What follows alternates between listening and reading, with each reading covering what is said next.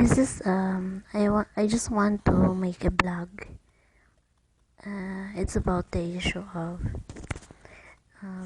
the issue for today, the real time issue or the on time issues about the LGBT and including our faith or our religion as Christians, regardless of those who asked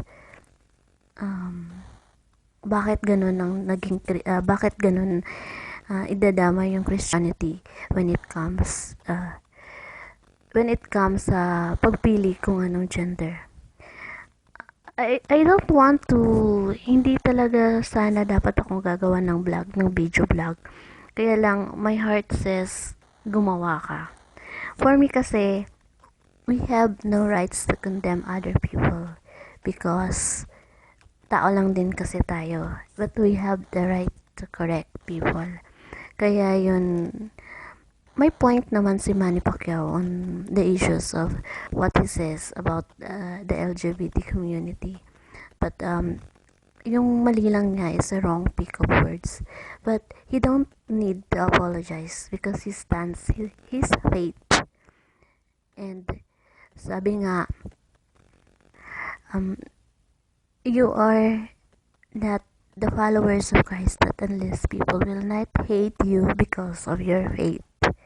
For me, okay, choose what your life, choose what the lifestyle that pitted you up.